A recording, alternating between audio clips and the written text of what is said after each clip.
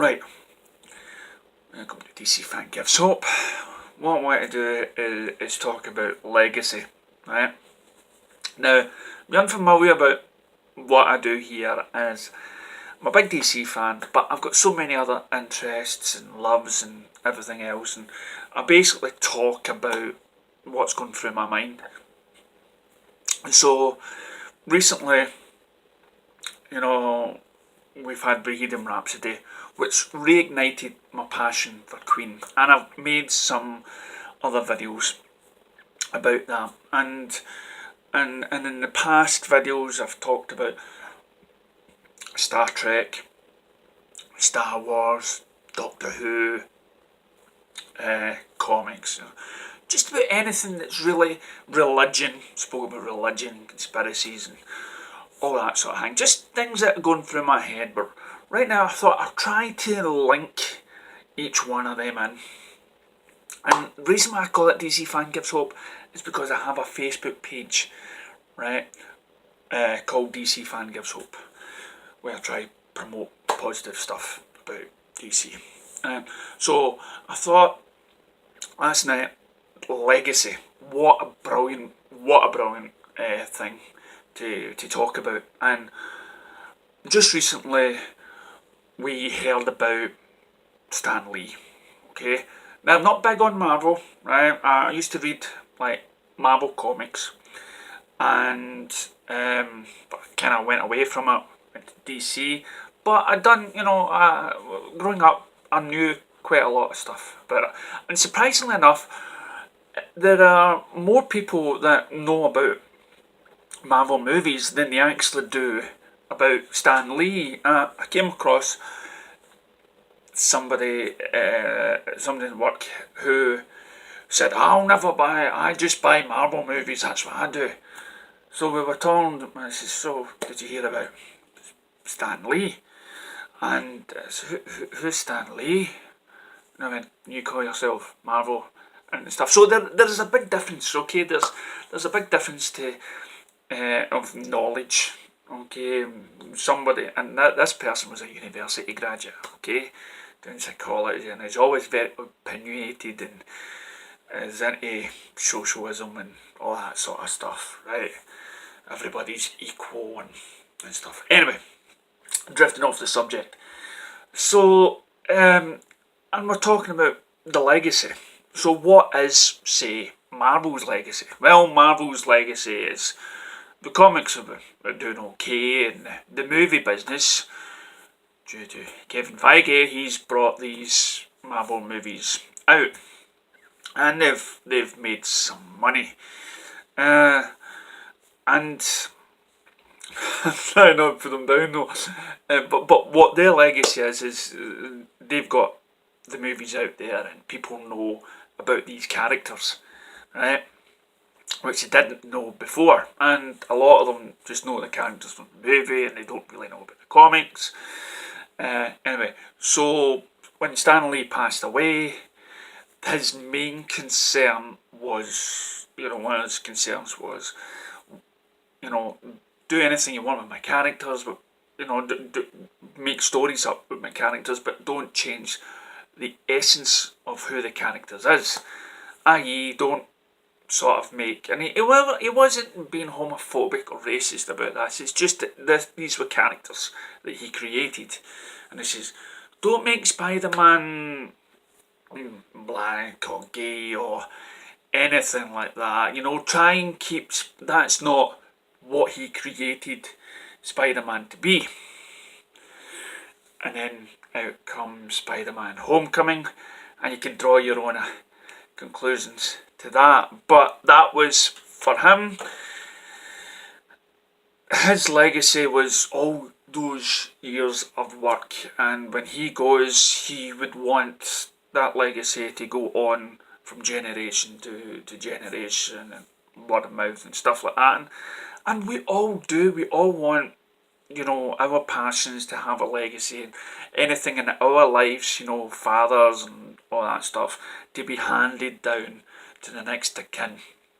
And I've been introducing the kids to stuff that I grew up with, like Queen, like the Robert Burton Queen, the movies, Indiana Jones, Terminator, Lethal Weapon and stuff.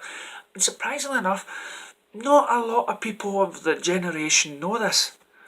Of this, or the last generation know about these movies or these rock groups, which is it's scandalous. I mean, we get taught about history in school and stuff, but we don't talk about, what our fathers or our grandfathers and what music they listened to and everything else. Now, I've talked about this sort of stuff before now.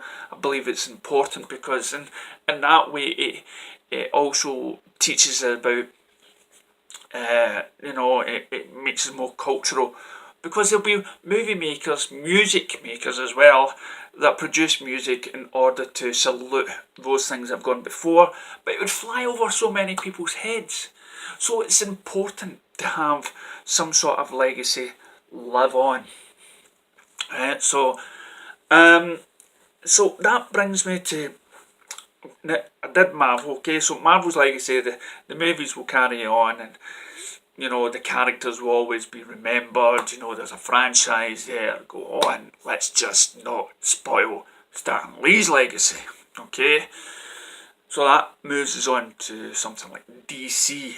What is DC? Well, for many years, DC has been churning out brilliant comic books, and with Batman with Michael Keaton and Christopher Reeve with Superman, we thought DC would have those movies, but those films were, of course, of some generations ago, which again this generation hasn't seen.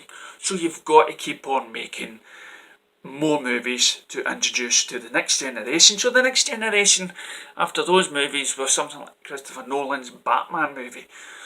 But then they tried to rehash Superman by making the same movie with Superman's Returns, which didn't work. So DC was falling behind Marvel, which then was taken over by Disney, which is a big money marketing thing. They cater for kids and everything else, so they can just throw every sort of money in it.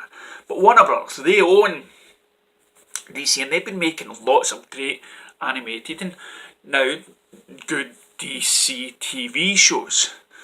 But then they came up with Man of Steel and Batman v Superman, which, as you know if you follow my channel, big fan of, and it was something edgy like The Dark Knight Returns, a great graphic novel, which then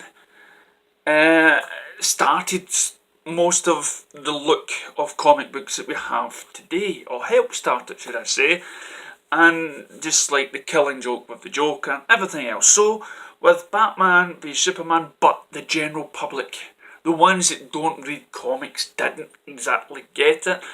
The studio hammered the film, cut it and everything else, jumbled it all up to try and suit the fans, but by then, by jumbling it all up, it made a mess of the film. Ultimate Edition came out, things were a lot better, but by that time Warner Brothers had a lot of scared feet. They were running around like headless chickens and screwing with what could have been a great legacy of films for future generations if they just kept it, but they didn't. So what we're left now with is the hopes of this new movie coming out, Aquaman, Shazam, the Joker. They've had to rethink it, and they're talking about rebooting, and then they're talking about a new Batman actor, a new Superman actor. So what has DC so far the DC legacy is not a good one. And what I mean by that is the legacy that will be remembered for is Warner Brothers cocking it up and making movies that are very divided between fans. So hopefully, not right now, maybe hopefully in my lifetime, but not my generation, so to speak, we'll have a better legacy to go forward.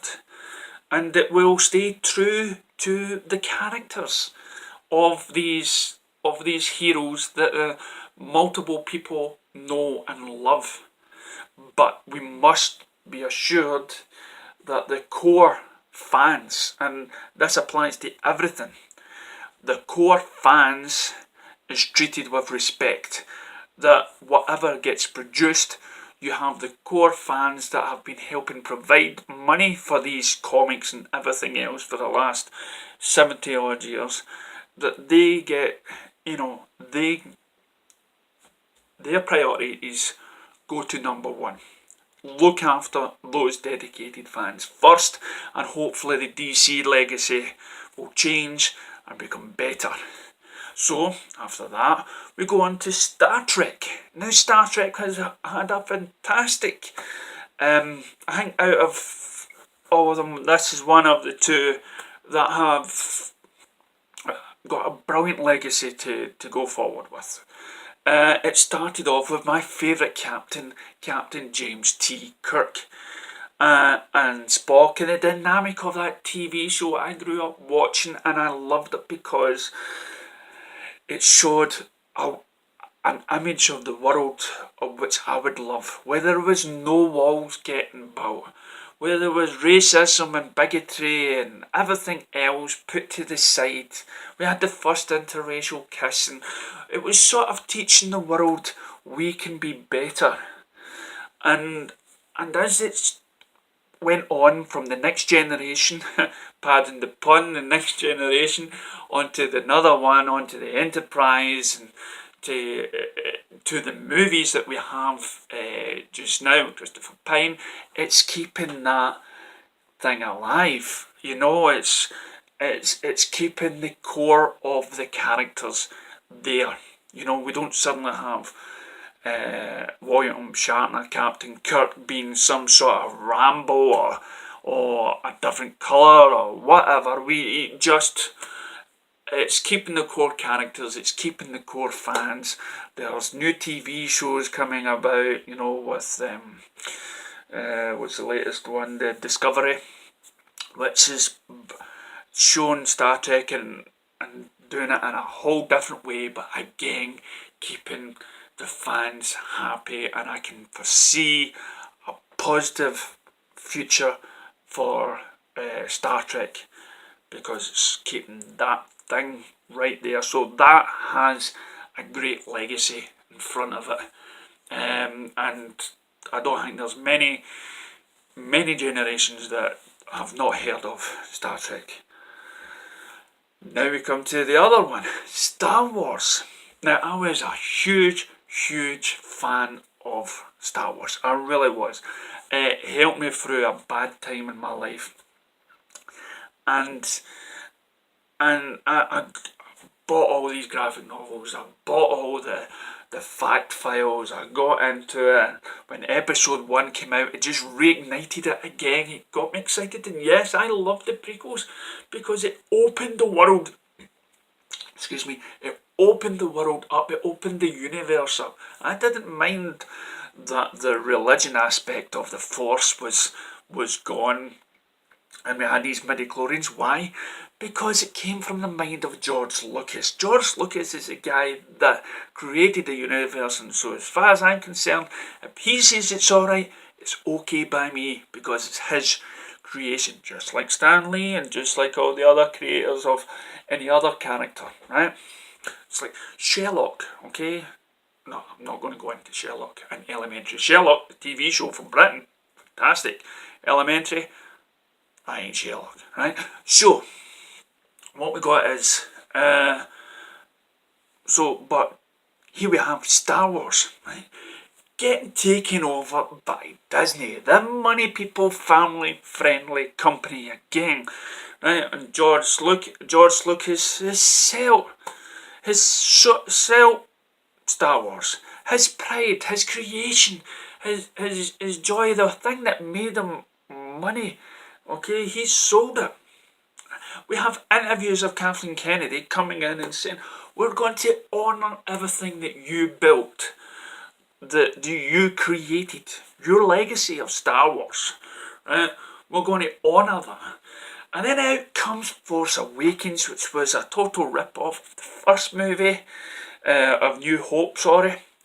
And then we have this woman that somehow knows about the Force, rather than Luke, who went through a couple of movies to train. Okay, and I can go on about the Wookiee not getting a cuddle from Leia, but I've went down that line before. And then we get The Last Jedi. Thankfully, I have not watched that, but I've heard things, I've seen clips, and I'm finished. You know, I was finished, I was distraught. I couldn't believe they did it to these characters. You know, I can't believe, why did they even touch them if they wanted to go a different way? So for me, the Star Wars legacy is done.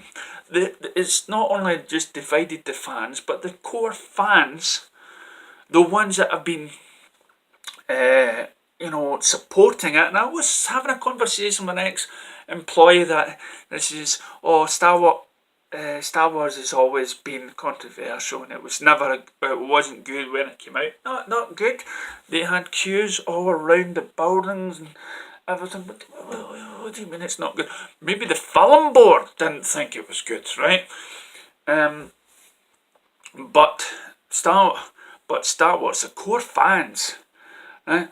They've been let down. They've seen their beloved characters destroyed, and now I can't watch anything else because that is not Star Wars to me.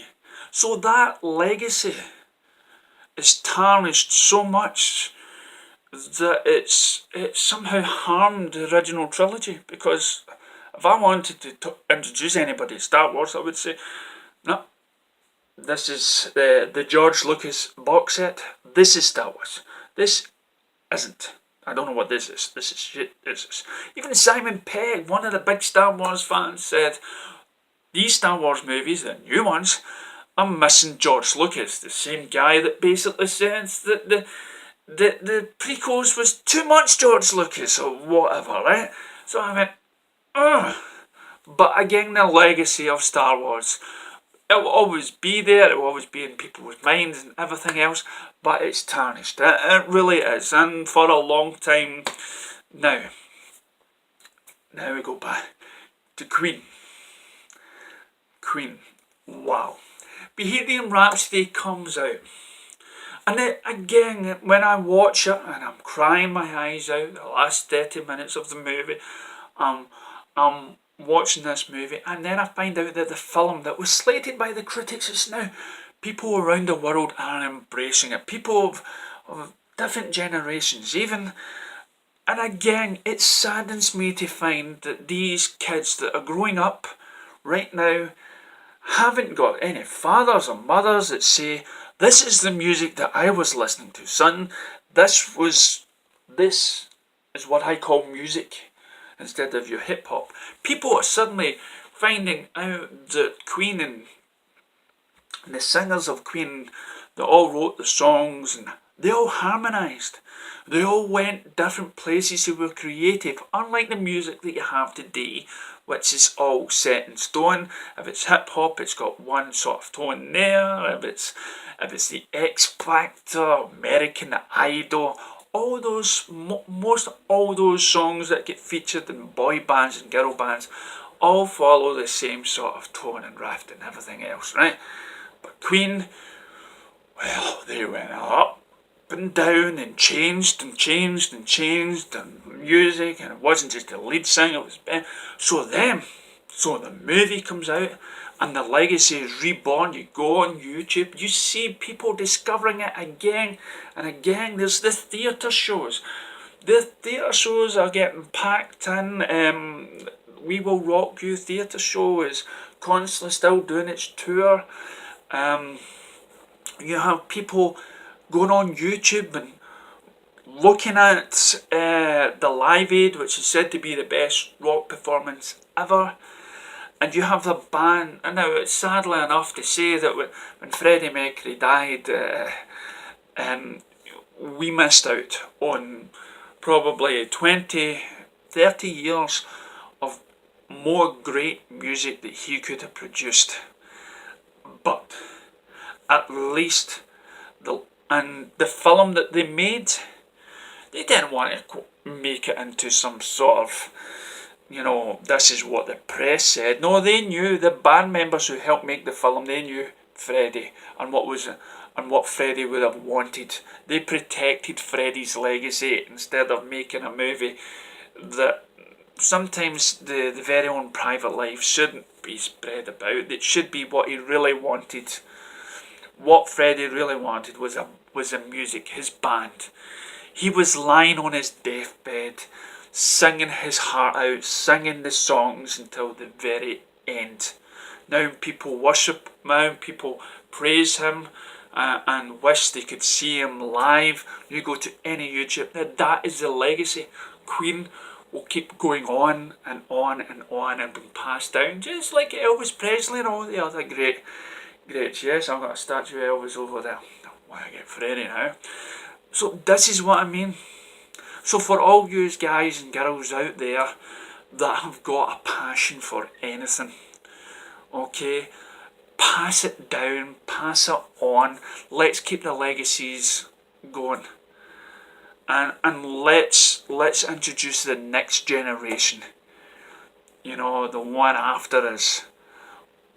What real passion and talent we had, and just and let's keep your comics alive, your movies alive, and so when they watch a remake of some sort of movie, show them the original, make them appreciate where most of today's art or crafts or movies and whatnot came from. Show them the original people that brought this music.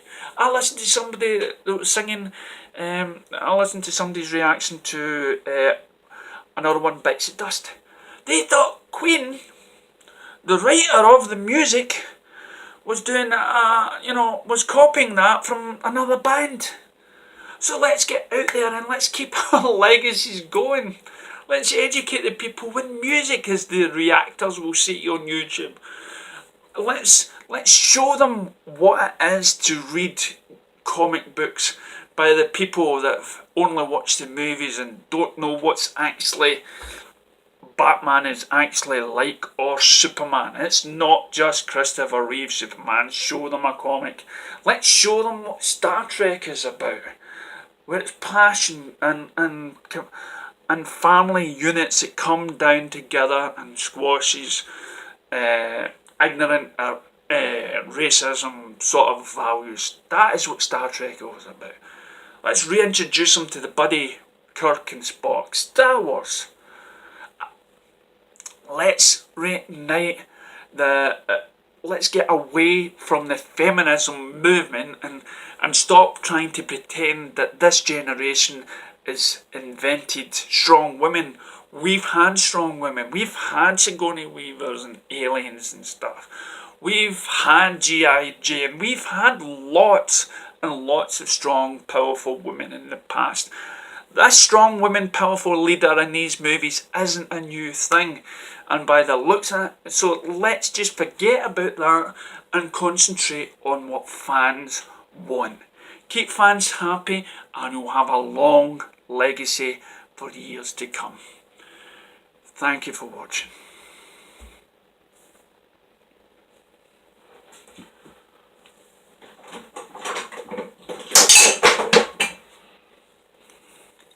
Oh.